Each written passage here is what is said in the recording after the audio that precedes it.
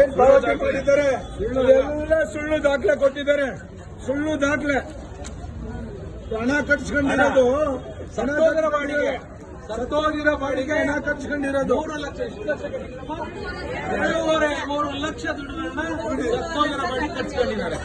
ಅದು ಏನಿದ್ದಾರೆ ಇವತ್ತು ಆರೋಗ್ಯ ಮಂತ್ರಿಗಳಿಗೆ ಹೇಳ್ತೀನಿ, ದಯಮಾಡಿ ಬೆಂಗಳೂರು ನಗರದಲ್ಲಿ ಈ ತರ ಬಡವರ ರಕ್ತ ಇಡ್ತಾ ಇದ್ದಾರೆ. ದಯಮಾಡಿ ನೀವು ಕಡಿವಾಣ ಹಾಕ್ಬೇಕು. ಇಂಥ ಹಾಸ್ಪಿಟ್ಲ್ಗಳು ಲೈಸೆನ್ಸ್ ರದ್ದಾಗಬೇಕು. ಎಲ್ಲಿಂದ ಬಿಡ್ತಾರೆ ಸ್ವಾಮಿ? 2 ಲಕ್ಷ 3 ಲಕ್ಷನ ದಯಮಾಡಿ ಇಂಥ ಹಾಸ್ಪಿಟ್ಲ್ಗಳಿಗೆ ಕಡಿವಾಣ ಹಾಕ್ಬೇಕು ಅಂತ ಮೊನ್ನೆ ಆರೋಗ್ಯ ಮಂತ್ರಿಗಳಿಗೆ ಮನವಿ ಮಾಡ್ಕೊತೀನಿ. ಇವತ್ತು ಜೀವವಾಗಿದೆ, ಆ ಜೀವಕ್ಕೆ ಬೆಲೆ ಇಲ್ಲ.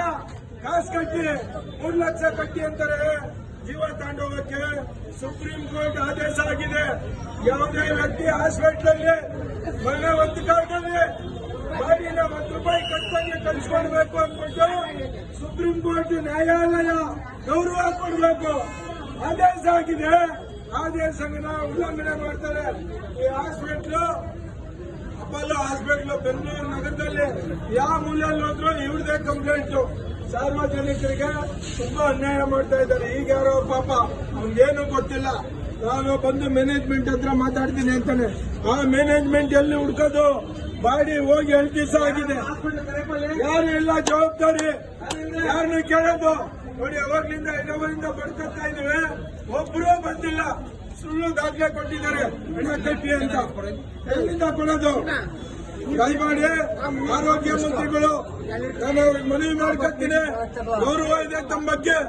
ತಾವು ಇಂಥ ಹಾಸ್ಪಿಟ್ಲಿಗೆ ಕಡಿವಾಣ ಹಾಕಬೇಕು, ಲೈಸೆನ್ಸ್ ರದ್ದು ಮಾಡಬೇಕು ಅಂತ ಮಾನ್ಯ ಸಿದ್ದರಾಮಯ್ಯ ಸರ್ಕಾರಕ್ಕೂ, ಬೆಂಗಳೂರು ನಗರ ಜವಾಬ್ದಾರಿ ಇರುವಂತ DK ಶಿವಕುಮಾರ್ ಅವ್ರಿಗೂ, ಮಾನ್ಯ ಸಚಿವರಿಗೂ ನಾನು ಮನವಿ ಮಾಡ್ಕೊತೀನಿ. ಇಂಥ ಹಾಸ್ಪಿಟ್ಲಿಗೆ ತಾವು ರೌಂಡ್ ಮಾಡಿ ಇಲ್ಲಿ ಏನ್ ನಡೀತಾ ಇದೆ ಹಾಸ್ಪಿಟ್ಲ್ಗಳಲ್ಲಿ ಬೆಂಗಳೂರು ನಗರ ಬಾರಿ ದೊಡ್ಡದಾಗಿ ಬೆಳೆದ್ಬಿಡ್ತೀವತ್ತು.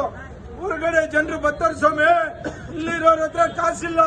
ಹೊರಗಡೆ ಇರೋ ಲಕ್ಷಾಂತರ ರೂಪಾಯಿ ಕಟ್ತಾರೆ, ಇಲ್ಲಿರೋರು ಎಲ್ಲಿ ಕಟ್ತಾರೆ? ಇಲ್ಲ ಬಡವರು ಎಲ್ಲಿ ಕಟ್ತಾರೆ? 7 ದಿವಸ ಆಗಿದೆ ಬಾಡಿ ಕೊಡಿ ಅಂತ, ಬಾಡಿ ಕೊಡ್ತಾ ಇಲ್ಲ ಅವರು. ಹಣ ಕಟ್ಟಿ ಅಂತ ಇದ್ರೆ ಎಲ್ಲಿಂದ ತಗೊಂಡ್ ಕಟ್ತಾರೆ? ದಯಮಾಡಿ ಮಾನ್ಯ ಮಂತ್ರಿಗಳಿಗೆ ಮನವಿ ಮಾಡ್ಕೊತೀನಿ. ಇಂಥ ಹಾಸ್ಪಿಟ್ಲ್ಗಳಿಗೆ ಬೆಂಗಳೂರು ನಗರದಲ್ಲಿ ಸುಲಿಗೆ ನಡೀತಾ ಇದೆ. ಇಂಥ ಹಾಸ್ಪಿಟ್ಲ್ಗಳಿಗೆ ನೀವು ಕಡಿವಾಣ ಹಾಕಬೇಕು. ಎಲ್ಲಿ ಈ ತರ ಅವ್ಯವಸ್ಥೆಗಳಿದಾವ ಅಂತವಕ್ಕೆಲ್ಲ ಬೀಗ ಹಾಕುವಂಥದ್ದು, ಲೈಸೆನ್ಸ್ ರದ್ದು ಮಾಡುವಂಥದ್ದು ಕೆಲಸ ಮಾಡಬೇಕು. ನಾನು 3 ಅವರಿಂದ ಕೇಳ್ತಾ ಇದ್ದೀನಿ, ನೀವು ಕಲಿಯಪ್ಪ, ಬಾಡಿ ಕಳ್ಸ್ಕೊಡು. ನಿಮ್ ಮ್ಯಾನೇಜ್ಮೆಂಟ್ ಯಾರಿದ್ದಾರೆ ಅವ್ರಿಗೆ ಹೇಳುವಂತ. ಯಾರೋ ಬರ್ತಾನೆ ಗಣೇಶ್ ಅಂತ, ಸರ್ ಯಾರ ಹತ್ರ ಮಾತಾಡ್ತೀನಿ ಅಂತಾನೆ. ಯಾರು ಮಾತಾಡೋದು? ಯಾರು? ನಾವು ಬಡ್ಕತ್ತಾ ಇದೀವಿ, ಹೆಣ್ಮಕ್ಳಿದ್ದಾರೆ, ಹೋಗಿರೋ ಜೀವ ಕಾಸು ಕೇಳ್ತಾರೆ ಅಂದ್ರೆ ನಾಚಿಕೆ ಹಾಕ್ಬೇಕು ಇವ್ರಿಗೆ. ಹೋಗಿರೋ ಜೀವ ಕಾಸು ಕೇಳ್ತಾರೆ, ಬಾಡಿ ಮೇಲೆ ಕಾಸ ತಿಂತಾರೆ ಇವರು. ಸಂಸ್ಕಾರ ಮಾಡ್ಲಿಕ್ಕೆ ಕಾಸು ಕೇಳ್ತಾರೆ ಇವರು. ಎಂತ ವ್ಯವಸ್ಥೆಯಲ್ಲಿ ಬದುಕ್ತಾ ಇದೀವಿ ನೋಡಿ ನಾವು ಇವತ್ತು. ಹೋಗಿರೋ ಜೀವ 7 ದಿವಸ ಆಗಿದೆ ಹೋಗಿ. ಶಿವಲಿಂಗ ಅಂತ ಪೇಷಂಟ್ ಇಲ್ಲೇ ಲೋಕಲ್ ನಮ್ಮ ದೇವಸ್ಥಾನದಲ್ಲಿ ಬಾಬಾ ಕೆಲಸ ಕಾರ್ಯಗಳು ಮಾಡ್ಕೊಂಡಿರುವಂತ ವ್ಯಕ್ತಿ 7 ದಿವಸ ಆಗಿದೆ ಹೋಗಿ. 7 ದಿವಸದಿಂದ ಬಡ್ಕತ್ತಾ ಇದೀವಿ. ಯಾರು ಕೇಳೋರು ಇಲ್ವಲ್ಲ? ಸಾವಿನ ಬೆಲೆನೇ ಇಲ್ಲ. ಯಾರಿಲ್ಲ ಅವ್ರಿಗೆ ಫಾರೆಸ್ಟರು. ದಯಮಾಡಿ ಇವತ್ತು ಸಂಬಂಧಪಟ್ಟ ಸಚಿವರು ಕಡಿವಾಣ ಹಾಕಬೇಕು ಇವ್ರಿಗೆ. ಬಾಡಿ ಸಂಸ್ಕಾರಕ್ಕೆ ಕಾಸು ಕೇಳ್ತಾ ಇದ್ದಾರೆ.